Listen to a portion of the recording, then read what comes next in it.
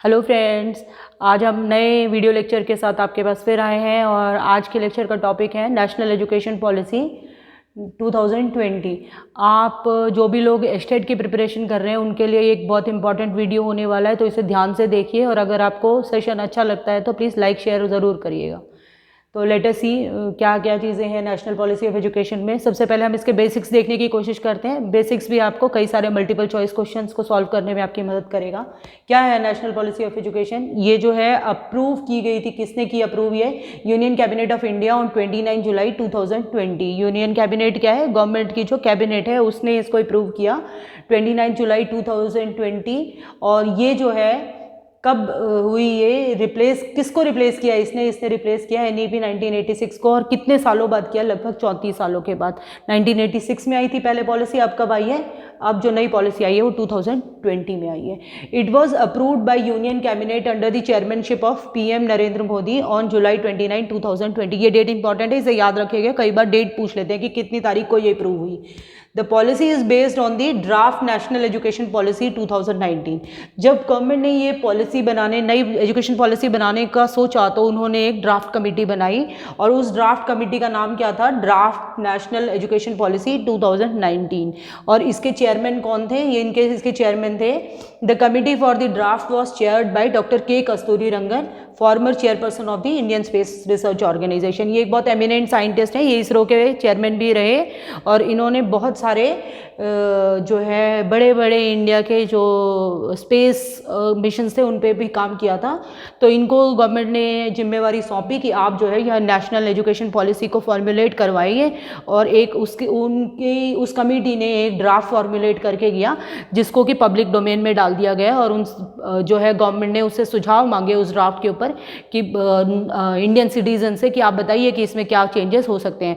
और जब वो सुझाव गवर्नमेंट के पास आ गए तो उन सुझावों को इंप्लीमेंट करके 29 जुलाई 2020 को यूनियन कैबिनेट ने नई एजुकेशन पॉलिसी को अप्रूव कर दिया। अब बहुत सारे स्टेट में सब ये जो है लागू हो चुकी है। सबसे पहले कर्नाटक ने इसको अपने यहाँ लागू किया है। ये जो नेशनल पॉलिसी ऑफ एजुकेशन है इसके 4 पार्ट्स हैं। कौन से? पहला पार्ट है स्कूल एजुकेशन, दूसरे पार्ट में बात की गई है हायर एजुकेशन की, तीसरे पार्ट में बात की गई है अदर की एरियाज जिनके ऊपर काम करने की ज़रूरत है। कौन सा? Adult education, promoting Indian languages, online education. ये सारी चीज़ों को जो है के ऊपर काम करने की बात की गई है। ऑनलाइन एजुकेशन में जो प्रधानमंत्री जी के डिजिटल इनिशिएटिव्स हैं जैसे कि स्वयं प्रभा, उसके बाद दीक्षा, बहुत सारी चीज़ें हैं जिन पर वो कह रहे हैं कि NIOS के माध्यम से, इग्नू के माध्यम से डिस्टेंस कोर्सेज को डिजिटल माध्यम से किस तरह से जोड़ा जाए और किस तरह से टीचिंग लर्निंग को जो है और आसान बना दिया जाए और देश के हर कोने तक उसको पहुंचा दिया जाए। फिर इन तीनों को चौथे पार्ट में बात की गई है कि इन तीनों को किस तरह से इम्प्लीमेंट किया जाएगा, तो इम्प्लीमेंटेशन की बात है। उसके बाद इसका विजन क्या है? क्या विजन है इसका? Vision of national education policy 2020। The national policy इन्विजन्स an education system. एक ऐसे एजुकेशन सिस्टम की कल्पना की गई है जिसकी जो rooted in the Indian ethos, जिसकी जो जड़ें हैं वो भारतीय जो मूल्य है उनके ऊपर आधारित है। That contributes directly to the transforming India that is Bharat. मतलब ये जो भारत या इंडिया को बिल्कुल बदल के रख देगा और कैसा बनाएगा? Sustainable, equitable and vibrant knowledge society बना देगा। सस्टेनेबल मतलब जो कि हर तरीके से हमें एक सस्टेनेबल लाइफ जीने के लिए प्रमोट करेगी। एक इक्विटेबल जिसमें सबके लिए सब प्रकार की अपॉर्चुनिटीज़ होंगी और जहाँ पर हमारा जो पुराना इंडियन नॉलेज सिस्टम है उसको कंट्रीब्यूट करके हम एक ऐसे वाइब्रेंट नॉलेज सोसाइटी, टेक्नोलॉजी को भी लाएंगे, हमारे ओल्ड नॉलेज को भी लाएंगे और एक वाइब्रेंट सोसाइटी को बनाएंगे। तो इस तरह का कुछ उनकी कल्पना थी कि हम इस तरह के देश को बनाएंगे इस नेशनल पॉलिसी ऑफ एजुकेशन के माध्यम से। क्योंकि नेशनल पॉलिसी ऑफ एजुकेशन क्या बनाती है? वो स्कूल करिकुलम का पार्ट बनेगी, हायर एजुकेशन का पार्ट बनेगी, या और किस तरह से लोगों को जो है शिक्षा दी जाएगी अच्छी तरीके से, तो क्या बनेगा? नेशनल जो सिटीजन्स बनेंगे वो अच्छे सिटीजन्स बनेंगे और जब अच्छे सिटीजन होंगे तो देश अपने आप प्रोग्रेस करेगा। इसमें एक और चीज़ है कि जब गवर्नमेंट ने जो पहले MHRD थी, ministry of human resource and development, अब उसका नाम बदलकर मिनिस्ट्री ऑफ एजुकेशन कर दिया। ये चीज़ भी ध्यान देने की है कि जो मानव संसाधन मंत्रालय है उसका अब नाम बदलकर शिक्षा मंत्रालय कर दिया गया। ये भी याद करने की और ध्यान करने की चीज़ है।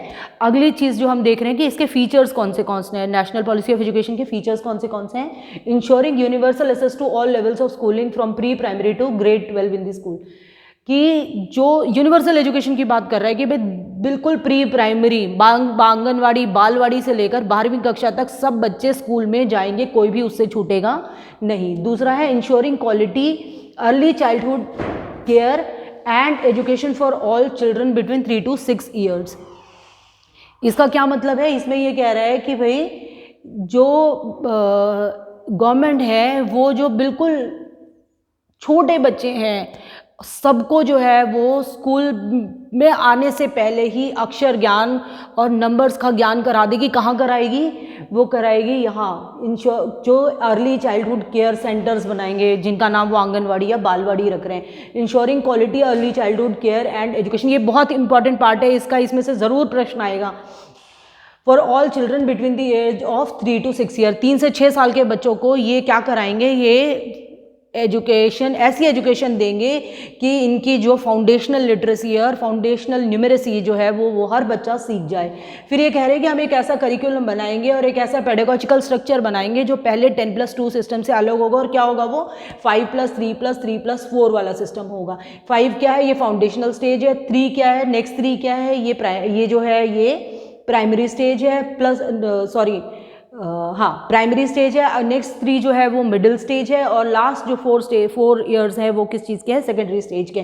तो इस तरह से सारे सिस्टम को वो बदलेंगे।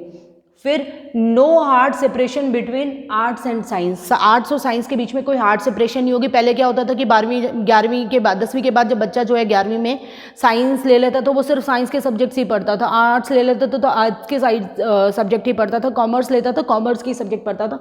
लेकिन अब ऐसा कह रहे हैं कि भाई अगर साइंस वाला बच्चे को थोड़ा बहुत इंटरेस्ट अगर उसे लिटरेचर में है या उसको फाइन आर्ट्स में है तो वो भी कर सकता है। तो यहाँ पर वो उसको हार्ड सेपरेशन की बात वो ख़त्म करना की बात कह रहे हैं। Between curricular and extra curricular activities, ये कह रहे हैं कि करिकुलर एक्टिविटीज़ जो हमारी पढ़ाई से रिलेटेड है और एक्स्ट्रा करिकुलर एक्टिविटीज़ जो हैं जो खेल कूद या और चीज़ों से रिलेटेड है उनको भी, जैसे डिबेट, डिक्लेमेशन, गायन, वादन, ये सब चीज़ें जो हम पाठ्यक्रम से अलग जो चीज़ें कर रहे हैं, जो पाठ्यक्रम का भाग तो हैं लेकिन उन्हें हम एक्स्ट्रा करिकुलर एक्टिविटीज़ कहते हैं, इनको जो है इनके बीच में जो सेपरेशन थी उसको भी वो ख़त्म करेंगे, उसको इसका पार्ट ही बनाएंगे जिससे हम इंजॉयबल एजुकेशन बना सकें। ठीक है। फिर ये कह रहे हैं कि डिफरेंस जो है वोकेशनल और एकेडमिक स्ट्रीम्स के बीच में हम जो डिफरेंस है उसको भी खत्म करने की कोशिश करेंगे या कम करने की कोशिश करेंगे। वोकेशनल मतलब जो कहीं काम धंधे से कुछ उसको कोई चीज़ ऐसी सिखाए जिससे कि उसकी लिविंग हो सके, और जो एकेडमिक जो उसने चीज़ें सीखी हैं जो पढ़ाई लिखाई से रिलेटेड है उन दोनों चीज़ों के बीच में जो डिफरेंस उसको भी वो खत्म करने की बात कह रहे हैं कि ये जो हार्ड सेपरेशन इसको खत्म किया जाए। Establishing national mission of foundational literacy and numeracy, ये वाली जो चीज़ है वो यहाँ पर लागू हो रही है कि यहाँ बालवाड़ीज़ और आंगनवाड़ी में वो एक ऐसा मिशन इस्टेब्लिश करेगी गवर्नमेंट जो कि फाउंडेशनल लिटरेसी और न्यूमेरेसी, फाउंडेशनल लिटरेसी में अक्षर ज्ञान और न्यूमेरेसी नंबर का ज्ञान जो है बच्चों को पूरी तरीके से करवा देगा। सो आई होप इस लेक्चर में आपको कुछ चीज़ें समझ आई होंगी। नेक्स्ट लेक्चर में हम इन जो ये चारों चीज़ें हैं इनके बारे में डिटेल से बात करेंगे और हम बात करेंगे कि और कौन से फीचर्स हैं जिनको हमें ध्यान देने की ज़रूरत है। Thank you friends.